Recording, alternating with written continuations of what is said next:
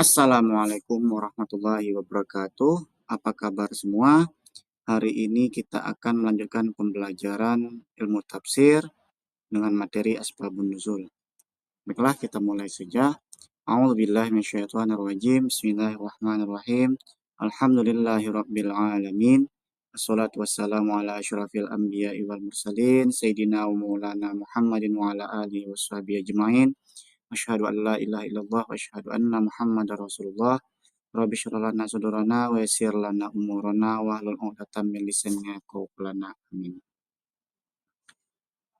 Baiklah, kita mulai dari pengertian. Apa itu asbabun nuzul? Ungkapan asbabun nuzul atau lafaz asbab wan nuzul merupakan bentuk idhofah. Ya, jadi ada mudhaf, ada mudhaf ilaih dari kata asbab berbentuk jamak. Mufradnya adalah sabab yang memiliki makna sebab atau latar belakang. Dan nuzul yang artinya turun. Secara bahasa, asbabun nuzul itu bisa gabungan dua kata tersebut, ya, bisa dimaknai sebagai sebab-sebab yang melatar belakangi terjadinya sesuatu. Baik itu ayat Al-Quran tanpa sebab atau didahului oleh sebab-sebab tertentu. Secara istilah, ya, ini ada beberapa definisi yang diberikan oleh ulama-ulama tafsir tentang sebab nuzul. Sebabun nuzul. Yang pertama menurut Az-Zarqani, sebabun nuzul ma nazalatil ayah awil ayat mutahadditsa anhu au mubayyinah li hukmihi ayyamin wuqu'ihi. Itu sesuatu yang turun berupa satu ayat atau beberapa ayat yang berbicara tentang sesuatu itu atau menjelaskan ketentuan-ketentuan hukum yang terjadi pada waktu terjadinya peristiwa tersebut. Menurut Mana Al-Qattan, asbabun nuzul adalah manazala Quran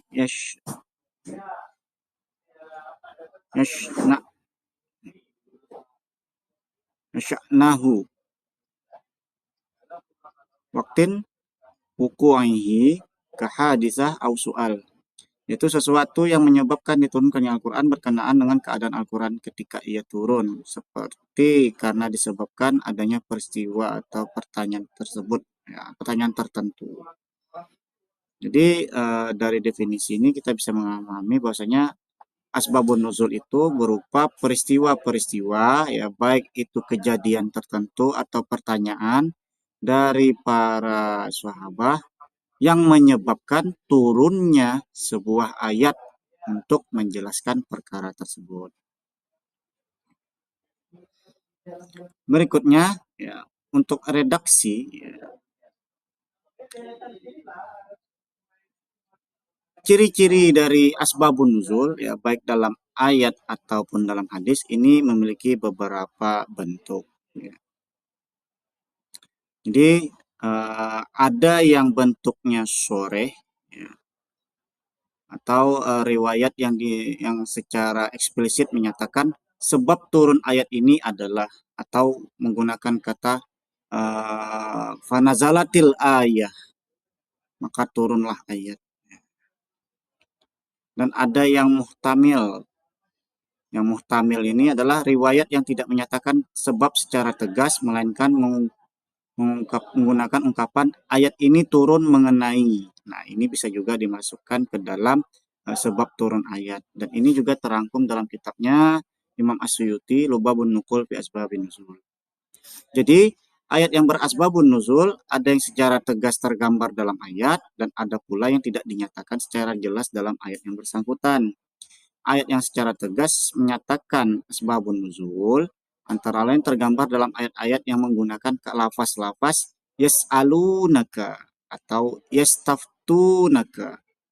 Nah, sedangkan ayat yang tidak memuat secara tegas asbabun nuzulnya ini bisa kita lihat pada hadis-hadis yang menafsirkan atau menjelaskan ayat tersebut.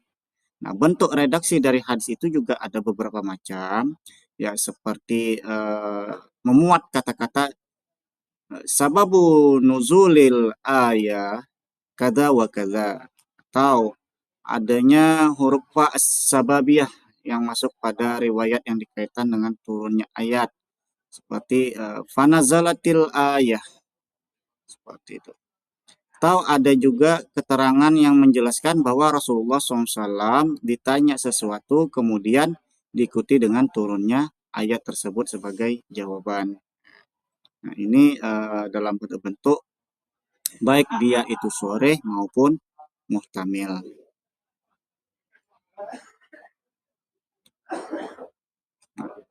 Nah, bagaimana pendapat ulama dalam menyikapi keilmuan ini? Ya.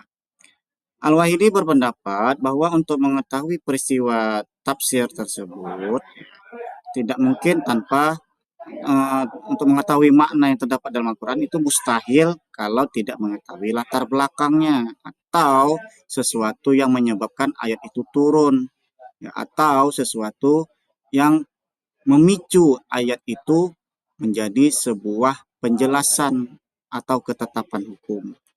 Ya. Ibnu Daqiq Al-Aid berpendapat bahwa keterangan tentang kejadian turunnya ayat-ayat Al-Quran ini merupakan cara yang kuat untuk memahami makna ayat Al-Quran. Dan Ibnu Taimiyah berpendapat bahwa mengetahui asbabun nuzul ayat ini menolong kita dalam memahami makna ayat itu secara langsung. Ya. Jadi tanpa terdistorsi oleh pemikiran-pemikiran kita sendiri, karena kita secara objektif menilai ayat itu dari peristiwa terjadinya. Jadi dia ayat itu berbicara tentang apa, kepada siapa, dan maqasidus syariahnya di mana, itu nampak di sana. Karena mengetahui kejadian turunnya itu memberikan dasar untuk mengetahui makna tersimpan, ya, makna utama yang terkandung dalam ayat tersebut. Jadi asbabun nuzul ini berdasarkan jumlah sebab atau ayat ini terbagi pada dua jenis. Yang pertama ta'adud al-asbab wan nazil wahid.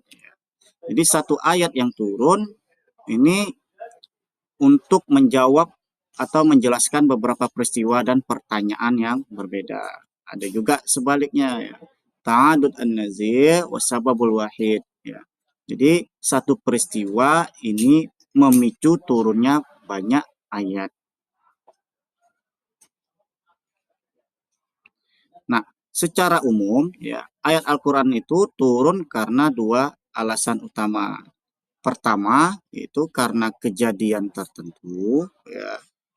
Ini biasanya peristiwa-peristiwa yang berkaitan tentang hukum, ya, baik itu sosial maupun aqaid akidah, yaitu ayat yang turun sebagai respon terhadap peristiwa yang dialami oleh Nabi Muhammad SAW atau para sahabatnya, baik itu perselisihan, perbedaan pendapat, ataupun sesuatu yang baru mereka kerjakan, ataupun sesuatu yang berkaitan dengan adat istiadat mereka.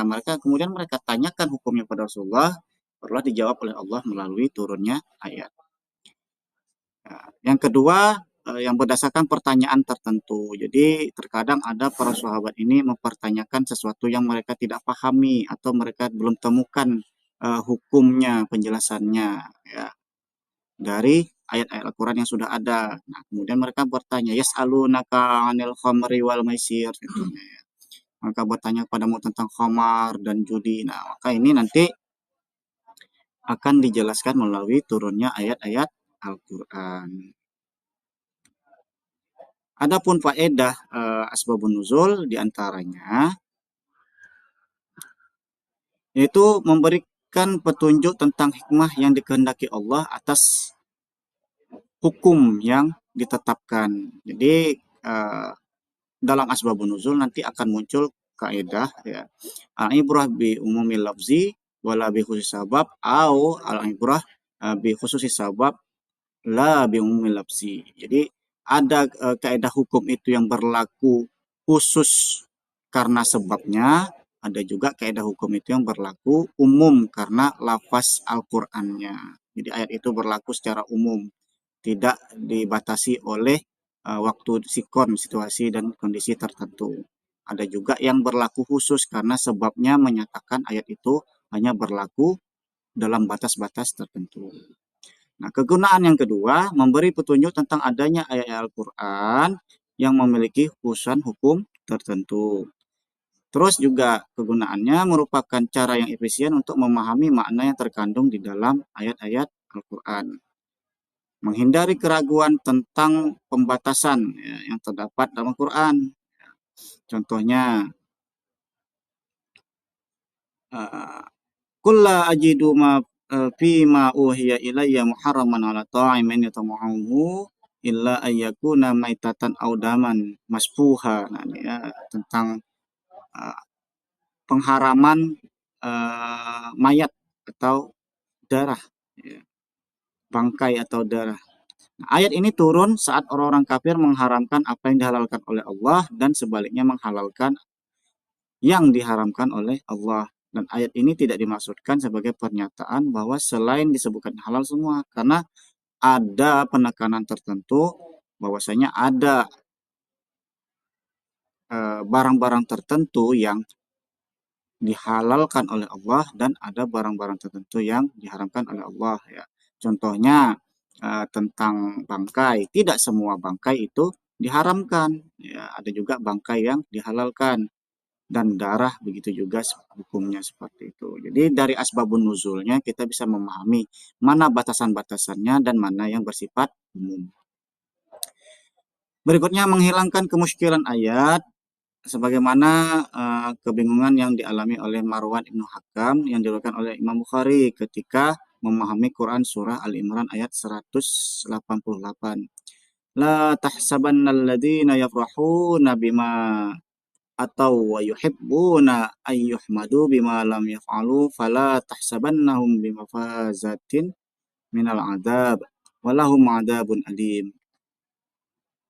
Dan janganlah sekali kamu menyangka bahwa orang-orang yang gembira dengan apa yang telah mereka kerjakan dan mereka suka supaya mereka dipuji terhadap perbuatan yang belum mereka kerjakan. Janganlah ya, kamu menyangka bahwa mereka itu terlepas dari siksa. Jadi bagi orang-orang ria itu mereka akan mendapatkan siksa.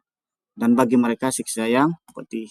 Jadi jangan kita mengira orang-orang yang melakukan ibadah dengan ria itu mereka akan mendapatkan senang. Tidak. Mereka itu mendapatkan azab yang pedih. Menurut Marwan, bagaimana mungkin orang yang gembira dengan apa yang diperbuat atau senang dipuji atas apa yang diperbuat itu disiksa oleh Allah? Nah, dijelaskan oleh Ibnu Abbas bahwa ayat ini turun berkenaan dengan orang Yahudi yang ditanya oleh Nabi Muhammad SAW. Mereka tidak menjawab bahkan menceritakan apa yang tidak ditanyakan. Mereka menganggap hal itu akan mendapatkan pujian dari Nabi dan merasa senang atas perbuatannya. Ini jadi ada penjelasan dari asbabun nuzulnya bahwa hal ini berkaitan tentang peristiwa pertemuan Nabi dengan orang Yahudi yang mengharapkan pujian dari Nabi. Seperti itu. Jadi kita paham nih arah ayat ini kemana dan uh, apa yang bisa ditangkap dari makna ayat tersebut dalam penafsiran. Yang terakhir yaitu membantu memudahkan penghafalan ayat dan pengungkapan makna yang terkandung di dalamnya. Jadi dengan adanya asbabun nuzul ini kita menafsirkan ayat Al-Quran itu tidak melenceng lagi dari maqasidus syariahnya. Jadi dari tujuan utamanya itu diturunkan sudah jelas sekali karena ya, peristiwanya apa, sebabnya apa, ya, tujuannya apa itu semua sudah jelas. Khitabnya kemana, nah, ini sudah bisa dipahami dengan melihat asbabun nuzulnya. Salah satu contoh ya yang ada dalam kitab Lubabun Nukul ya, fi Asbabun Nuzul yaitu diriwayatkan dari Abu Ya'la dalam musnadnya dan Ibnu Mandah ya dari Ibnu Abbas radhiyallahu an berkata bahwasanya ayat 278 ya ayyuhalladzina amanu taqullaha wa daru ma baqiya minar riba in kuntum mu'minin, ini yang berkaitan tentang riba.